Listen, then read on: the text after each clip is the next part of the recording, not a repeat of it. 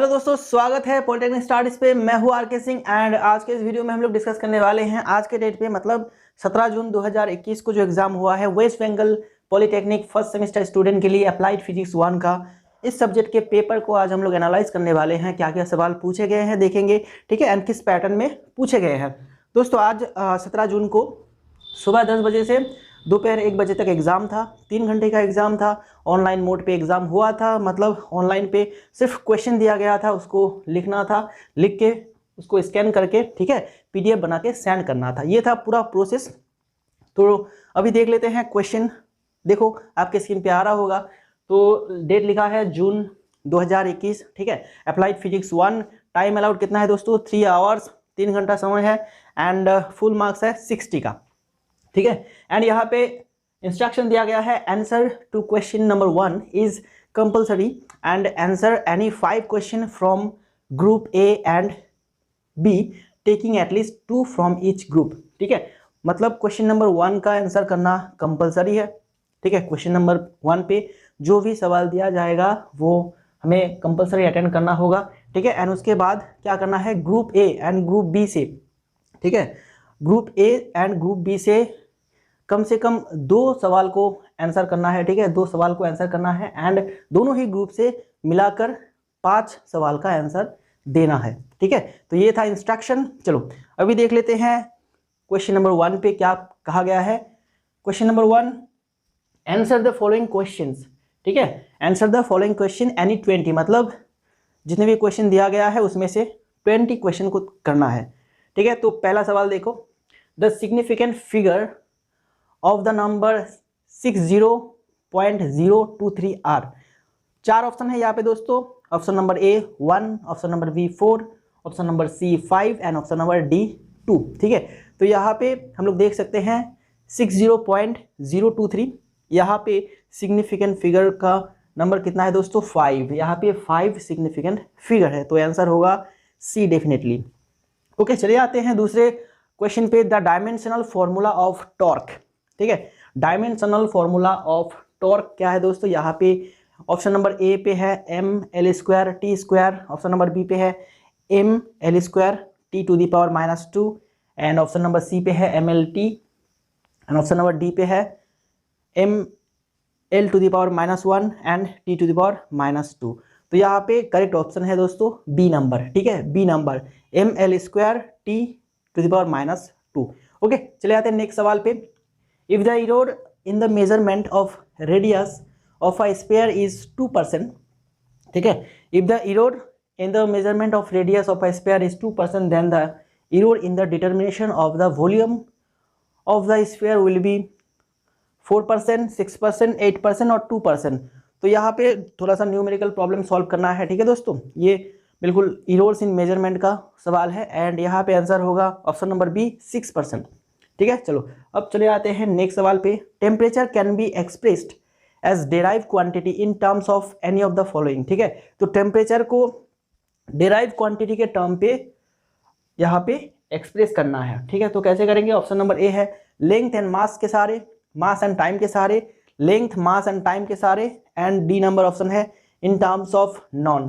तो टेम्परेचर को हम लोग क्या मानते हैं दोस्तों? फंडामेंटल यूनिट, ठीक है। तो इसको हम लोग डेराइव यूनिट्स के आकार में एक्सप्रेस नहीं कर सकते हैं, ठीक है। तो यहाँ पे ऑप्शन हो जाएगा D is the correct option in terms of none. Okay, चले आते हैं अभी नेक्स्ट सवाल पे।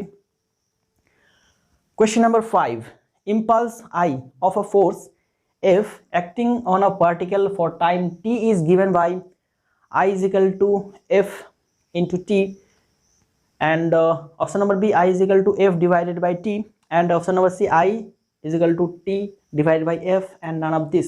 तो impulse क्या है दोस्तों? impulse है force into time, ठीक है। impulse है force into time, तो option number A is the correct answer. चले आते हैं नेक्स्ट सवाल पे। The SI unit of moment of inertia, ठीक है। मोमेंट ऑफ इनर्शिया का ऐसा यूनिट क्या है दोस्तों? मीटर पर second, KG metre, KG metre square, KG पर मीटर स्क्वायर, ठीक है। तो मैंने कराया था मोमेंट ऑफ इनर्शिया का ऐसा यूनिट केजी मीटर स्क्वायर, ठीक है। ओके, चले आते हैं नेक्स्ट सवाल पे। Question number 7, which one is not conserved in uniform circular motion? Option number A kinetic energy, option number B velocity vector, option number C angular velocity and angular momentum. तो which one is not conserved in uniform circular motion? Okay, तो देखो uniform circular motion पे कौन conserve नहीं रहता है? Angular momentum conserve रहता है, एंगुलर वेलोसिटी कंजर्व रहता है, काइनेटिक एनर्जी कंजर्व रहता है। तो बात यहाँ होगा वेलोसिटी वेक्टर का, ठीक है। तो वेलोसिटी वेक्टर यहाँ पे कंजर्व नहीं होगा, तो option number B is the correct answer. तो क्वेश्चन नंबर 8 पे चले आते हैं।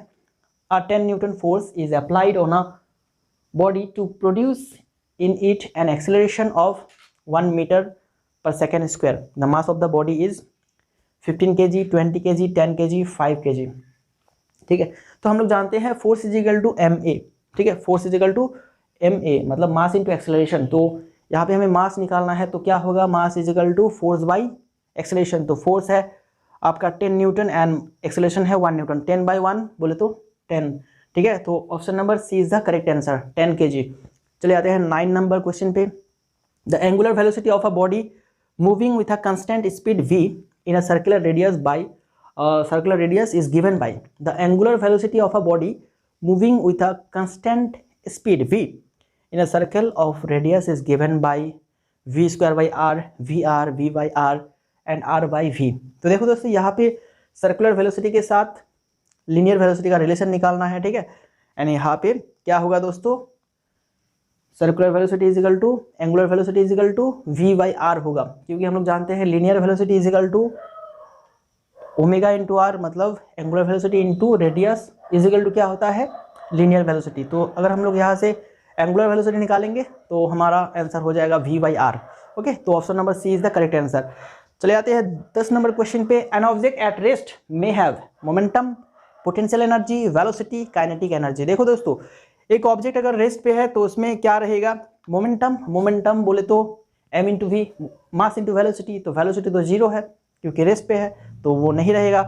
अभी वेलोसिटी की बात करें, वेलोसिटी तो डेफिनेटली नहीं रहेगा, C number option is not correct, ठीक है। एंड काइनेटिक एनर्जी कब रहता है दोस्तों, जब कोई ऑब्जेक्ट मोशन पे रहता है, तो ये भी सही आंसर नहीं है। तो सही आंसर क्या है दोस्तों, पोटेंशियल एनर्जी। ओके, अगर कोई ऑब्जेक्ट रेस्ट पे है तो उसमें पोटेंशियल एनर्जी जरूर रहता है। ओके, चले आते हैं 11 नंबर क्वेश्चन पे। The recoil of gun after firing a shell is due to the principle of conservation of mass, linear momentum, angular momentum, kinetic energy. तो दोस्तों देखो, ये जो रिकॉइल गन का रिकॉइल सिस्टम है, ठीक है, गन का जो रिकॉइल सिस्टम है वो होता है लीनियर मोमेंटम कंजर्वेशन फॉर्मूला के लिए, ठीक है। कंजर्वेशन ऑफ लीनियर मोमेंटम के लिए होता है recoil of gun after firing a shell. Okay, मतलब यहाँ पे सही आंसर है option number B.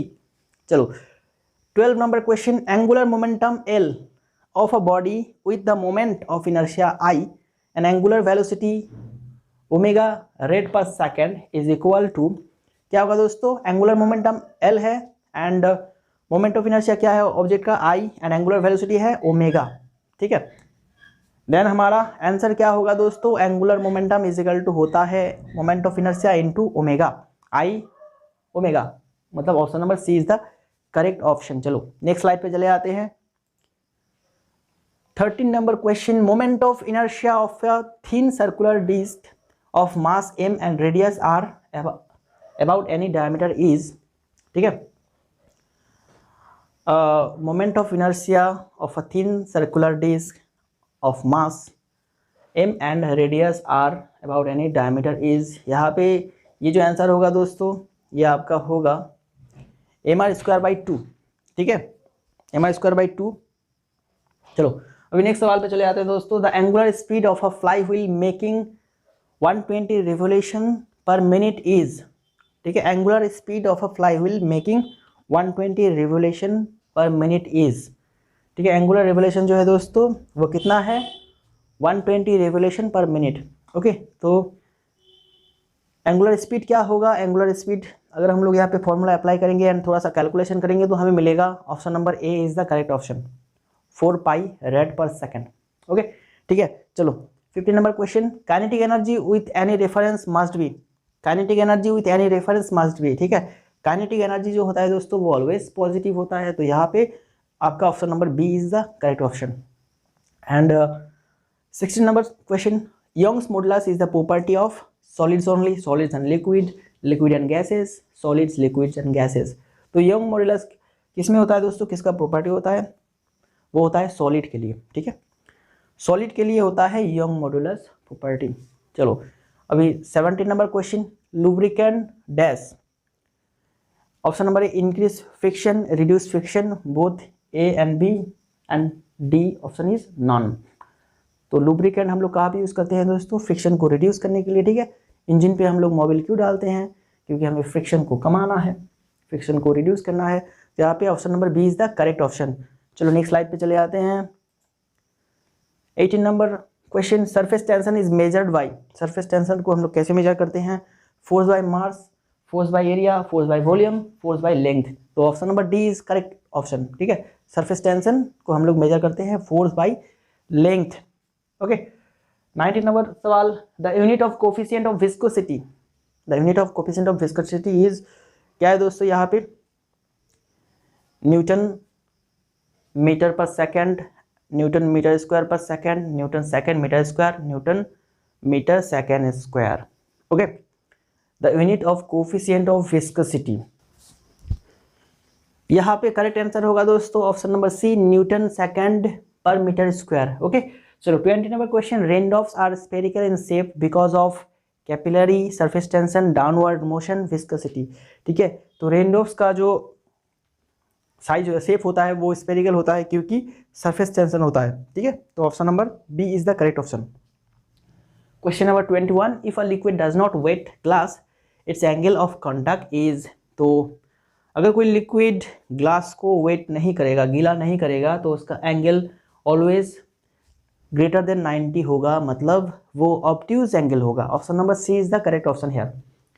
And option question number 22, the relation between the coefficient of linear expansion alpha and the coefficient of superficial expansion v of a substance is, यहाँ पे relation दिया गया है alpha is equal to 2 beta, alpha is equal to beta, alpha is equal to beta by 2, alpha is equal to beta by 3। तो option number C is the correct option.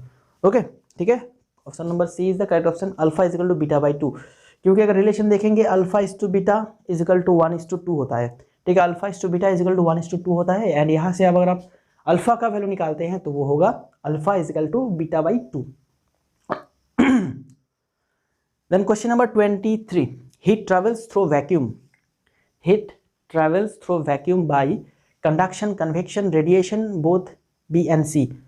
ठीक है, तो देखो हीट जो है दोस्तों वैक्यूम में travel करता है रेडिएशन के माध्यम से। ओके, तो option number C is the correct option hair.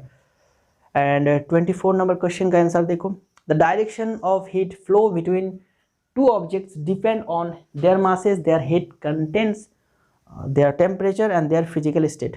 तो देखो कोई भी ऑब्जेक्ट को, दो ऑब्जेक्ट को अगर हम लोग कॉन्टैक्ट पे रखेंगे, टच करके रखेंगे, तो हीट का जो फ्लो होगा उसका डायरेक्शन किधर होगा दोस्तों, जिसका टेम्परेचर ज़्यादा है वहाँ से हीट किधर जाएगा, जिसका टेम्परेचर कम है, मतलब डिपेंड करता है टेम्परेचर के ऊपर। तो option number C is the correct option here, their temperature. Okay चलो अब चले आते हैं हम लोग ग्रुप ए में। देखो ये ब्रॉड क्वेश्चन हो गया, एंड एक एक सवाल में कितना नंबर है दोस्तों, यहाँ पे आप देख सकते हैं 8 मार्क का सवाल है। ठीक है, एक एक सवाल क्या है, 8 मार्क्स का है। तो ग्रुप नंबर ए में पहला सवाल पूछा गया है, देखो the viscous force F on a spherical body moving through a liquid depends upon the velocity v of the body, the radius r of the body and coefficient of viscosity eta of the liquid. Derive the expression for the viscous force by dimensional method। मतलब हमें समझ में आ रहा है ये है dimensional analysis का problem. ठीक है, तो ये फर्स्ट चैप्टर का क्वेश्चन है, फर्स्ट चैप्टर से। देन क्वेश्चन नंबर बी देखो, state the principle of dimensional homogeneity. Okay, तो डायमेंशनल होमोजेनिटी का जो प्रिंसिपल है उसको यहाँ पे लिखना है। Check whether the equation v is equal to ut plus half at square is dimensionally correct, symbols have their usual meaning. मतलब ये जो सवाल है दोस्तों ये भी डायमेंशनल एनालिसिस से है। ठीक है, सबसे पहले तो डायमेंशनल होमोजेनिटी का प्रिंसिपल लिखना है, देन उसके बाद ये जो इक्वेशन दिया गया है v is equal to ut plus half at square, इसको प्रूव करके देखना है कि डायमेंशनली करेक्ट है कि नहीं। ओके ठीक है, चलो अब question number C, write down the limitation of dimensional analysis. तो यहाँ पे 2-3 लिमिटेशन लिखना है डायमेंशनल एनालिसिस का, ये भी फर्स्ट चैप्टर से है। क्वेश्चन नंबर 3 का ए, अ वेयर has mass 0.3 plus minus 0.003 gram and radius दिया गया है, लेंथ भी दिया गया है। तो देखो mass measurement and radius measurement and length measurement में थोड़ा सा इरोर है यहाँ पे। ओके, तो कहा गया है what will be the maximum percentage error in the measurement of density of where.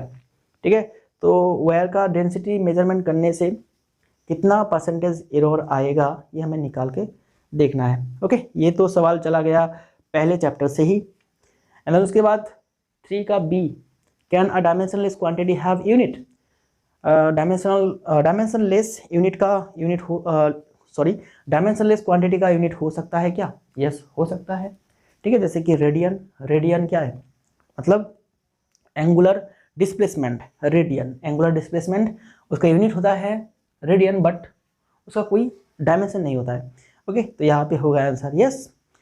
C, define impulse और फोर्स। इम्पल्स क्या होता है वो डिफाइन करना है। How it is related to momentum.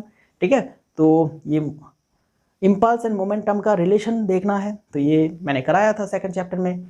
Okay, then उसके बाद डी नंबर क्या कहा गया है, 30 gram bullet leaves a rifle with a velocity of 300 metre per second and the rifle recoils with a velocity of 60 centimetre per second, find the mass of the rifle. तो इस तरह का math मैंने कराया था दोस्तों।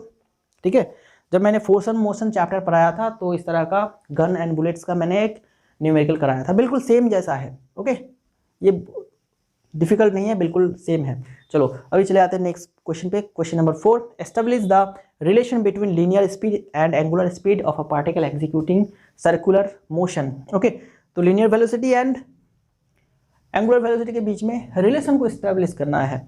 ओके, ये मैंने कराया था जब मैंने सर्कुलर मोशन पढ़ाया था, मतलब सेकंड चैप्टर में ही मैंने इसको कराया था। ठीक है, मुझे बिल्कुल याद है।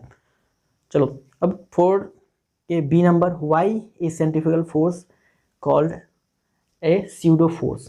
ठीक है, सेंट्रीफ्यूगल फोर्स को स्यूडो फोर्स क्यों कहा जाता है? Calculate the centripetal force acting on a small mass of 0.25 kg rotating 1800 revolution per minute on a radius 200 millimetre.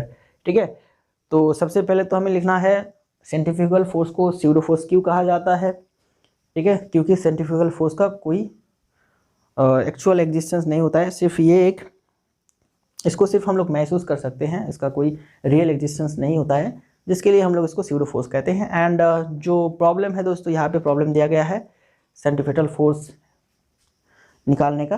तो ठीक है, सेंट्रीपिटल फोर्स हम लोग जब करे थे तो इसका फॉर्मूला हम लोगों ने सीखे थे, बस फॉर्मूला पे अप्लाई कर देना है, लेकिन उससे पहले हमें वेलोसिटी को निकालना है, एंगुलर वेलोसिटी को निकालना है। एंगुलर वेलोसिटी का फॉर्मूला क्या है? Omega is equal to 2πn। N क्या है? N revolution per second. Okay, तो एन का वैल्यू यहाँ पे दिया गया है, तो हम लोग इजीली इस प्रॉब्लम को कर सकते हैं।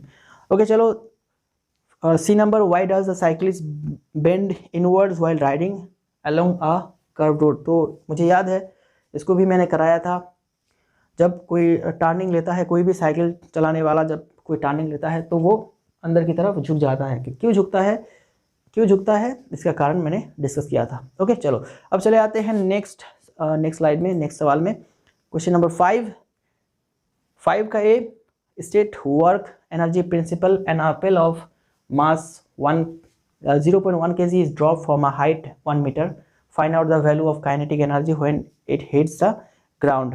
ओके, तो जब हम लोगों ने थर्ड चैप्टर किया था वर्क पावर एनर्जी, तो ये सारी चीज़ें हम लोगों ने करे थे, तो यहाँ से सभी हम लोगों ने कर लिए थे। एंड ये इस तरह का न्यूमेरिकल प्रॉब्लम भी हम लोगों ने वहाँ पे प्रैक्टिस किए थे। ओके, चलो 5 का भी, state the loss of limiting friction. तो फ्रिक्शन चैप्टर जब हम लोग करे थे ना, तो फ्रिक्शन का लॉस भी हम लोगों ने देखे थे, 4-5 लॉ है, वो भी हम लोगों ने करे थे। Question number C, a body is pulled along a horizontal plane through a distance of 5 meters by applying a constant force of 4 Newton. Find the work done by the force when the force is applied along the plane and the force is applied at an angle of 60 degree with the plane.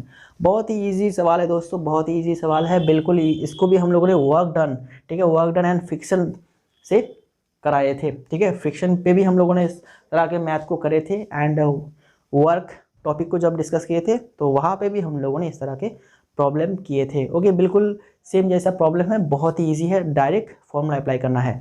तो अभी चले आते हैं group B पे। तो हम लोग देख सकते हैं ग्रुप ए में कितना क्वेश्चन है दोस्तों, 2 3 4 5, मतलब 4 क्वेश्चन है यहाँ पे। 4 क्वेश्चन में से मिनिमम 2 करना है, हम लोग 3 भी कर सकते हैं। ओके, ग्रुप बी चले आते हैं। देखो 6 नंबर क्वेश्चन पे कहा गया है write down the relation between torque and angular momentum.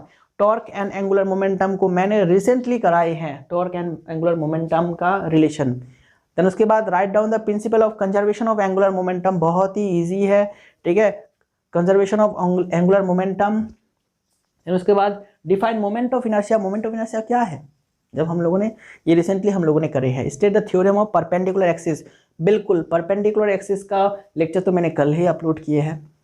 Okay, then उसके बाद define Poisson's ratio, what are the limiting values, what are its limiting values. तो इस चैप्टर को हम लोगों ने नहीं करा है, लेकिन ये बहुत ही ईजी है दोस्तों, पॉइसन्स रेशियो, ठीक है, पॉइसन्स रेशियो। एंड उसके बाद इसके लिमिटिंग वैल्यूज होते हैं -1 से +0.5। ओके, चलो नेक्स्ट पे चले आते हैं। क्वेश्चन नंबर 7 का A, state Hooke's law. Hooke's law क्या है इसको बताना है। On what factor does the modulus of elasticity of a substance depend. तो किसी भी सब्सटेंस का मॉड्यूलस ऑफ इलास्टिसिटी किस पे डिपेंड करता है, ये बताना है हमें।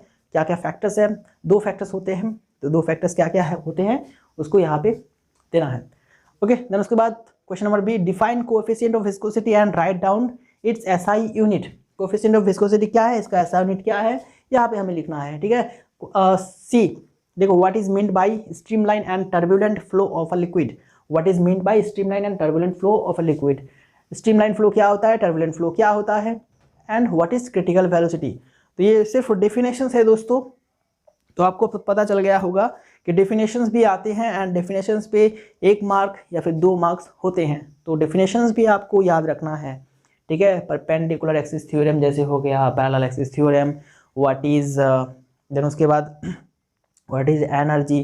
जितने भी डेफिनेशंस हम लोगों ने करे हैं सभी के सभी इंपॉर्टेंट है, ओके, क्योंकि डेफिनेशंस पूछा जाता है, आपको यहाँ पे देखने को मिल रहा है, डेफिनेशन पूछा जाता है। ओके, चले जाते हैं नेक्स्ट सवाल पे। Question number 8, state and explain Bernoulli's theorem. तो बर्नौलीज थ्योरम क्या है, इसको बताना है एंड उसी के साथ एक्सप्लेन भी करना है, एंड यहाँ पे है मार्क 2 इस सवाल पे। Question number B, what are the difference between conduction, convection and radiation. तो कंडक्शन, कन्वेक्शन एंड रेडिएशन के बीच में क्या डिफरेंस है, ये क्या होता है दोस्तों। कंडक्शन, कन्वेक्शन एंड रेडिएशन, ये हीट ट्रांसमिट होने का मेथड होता है, ठीक है। हीट जो ट्रांसफ़र होता है एक जगह से दूसरी जगह, तो ये 3 मेथड है। तो ये 3 मेथड के बीच में क्या क्या डिफरेंस है, ओके। चलो, देन उसके बाद एक न्यूमेरिकल पूछा गया है, calculate the rate of loss of heat through a glass of window of area 1000 centimetre square and thickness 0.4 centimetre when temperature inside is 37 degree Celsius and outside is -5 degree Celsius. Coefficient of thermal conductivity of glass is 2.2 and 2.2 into 10 to the power -3 calorie second inverse centimeter inverse per degree Celsius, ठीक है। तो ये जो सवाल है दोस्तों, ये आपका थर्मोडायनामिक्स से आता है, हीट एंड टेम्परेचर से ये सवाल आता है, ओके। चलो क्वेश्चन नंबर 9, आखिरी question, define coefficient of thermal conductivity and hence find its SI unit. तो थर्मल कंडक्टिविटी का डेफिनेशन लिखना है, देन उसके बाद इसका एसआई यूनिट को फाइंड करना है। तो मैंने जब भी जो भी टॉपिक पढ़ाए हैं उसका पहले डेफिनेशन लिखाता हूँ, देन उसके बाद उसका एसआई यूनिट क्या होता है, सीजीएस यूनिट क्या होता है, कैसे निकालते हैं, कैसे उसका डायमेंशन निकालते हैं, सभी मैं कराता हूँ, ठीक है। तो अगर आपने मेरे क्लासेस करे होंगे तो बहुत अच्छी तरह से ये सारी चीज़ें आपको पता होगा, ठीक है ना। चलो क्वेश्चन नंबर बी पे देखते हैं, a thick glass tumbler often cracks when boiling water is poured into it, why, ठीक है। तो ये एक सवाल है दोस्तों, देखो जो कांच होते हैं, ठीक है, उसमें अगर हम लोग बॉइलिंग वाटर को डालते हैं तो फिर वो उसमें क्रैक्स देखने को मिलता है, ठीक है। तो ऐसा क्यों होता है, कांच के जो टम्बलर ग्लास होते हैं दोस्तों, ठीक है, जो मोटा ग्लास होते हैं उसमें अगर हम लोग बॉइलिंग वाटर मतलब बिल्कुल उबलते हुए पानी को अगर वहाँ पे डालेंगे तो फिर क्या होगा, क्रैक्स देखने को मिलेगा। तो ऐसा क्यों होता है, इसको एक्सप्लेन करना है। ओके, देन उसके बाद question number 6, define molar specific heat and at constant pressure and molar specific heat at constant volume of gas, write down their relationship. Okay, तो गैस का मोलर स्पेसिफिक हीट निकालना है, मतलब define करना है, definition लिखना है मोलर स्पेसिफिक हीट का at constant pressure and at constant volume, and उसके बाद हमें क्या करना है, उसके बीच रिलेशन को लिखना है, मतलब CV एंड CP के बीच में रिलेशन लिखना है। तो दोस्तों ये था पूरा क्वेश्चन पेपर। देखो ग्रुप नंबर बी से कितने सवाल है दोस्तों, 4 सवाल है, ठीक है। ग्रुप नंबर बी में 4 सवाल है, जिसमें से मिनिमम 2 करना है, मिनिमम एटलीस्ट 2 करना है, ठीक है, 2 करना ही है। ओके, ग्रुप ए से 2 एंड ग्रुप बी से 2, 4 हो गया। देन उसके बाद हम लोग एक सवाल ग्रुप ए से भी लिख सकते हैं, ग्रुप बी से भी लिख सकते हैं। तो दोस्तों ये था पूरा क्वेश्चन हमारा। ओके, एंड MCQ क्वेश्चन तो हम लोगों ने सॉल्व कर लिए हैं, ठीक है दोस्तों। चलो आगे हम लोग नेक्स्ट डे है class, sorry next day exam है केमिस्ट्री का, तो केमिस्ट्री का भी क्वेश्चन अगर मुझे मिल जाता है तो मैं उसको भी एनालाइज कर दूंगा, ठीक है, एंड MCQ क्वेश्चंस को भी सॉल्व कर दूंगा। ओके, चलो मिलते हैं नेक्स्ट क्लास में। एंड बिहार वाले जितने भी स्टूडेंट हैं वो भी अपना एग्ज़ाम का तैयारी करते रहें, क्योंकि आपका एग्ज़ाम जो है वो नेक्स्ट मंथ को होने वाला है। ओके, वेस्ट बंगाल का तो हो गया, अब ये सारे सभी स्टूडेंट क्या करेंगे, सेकेंड सेमेस्टर के लिए प्रिपेयर रहेंगे। ओके, ठीक है, चलो मिलते हैं नेक्स्ट क्लास में दोस्तों। Thank you very much.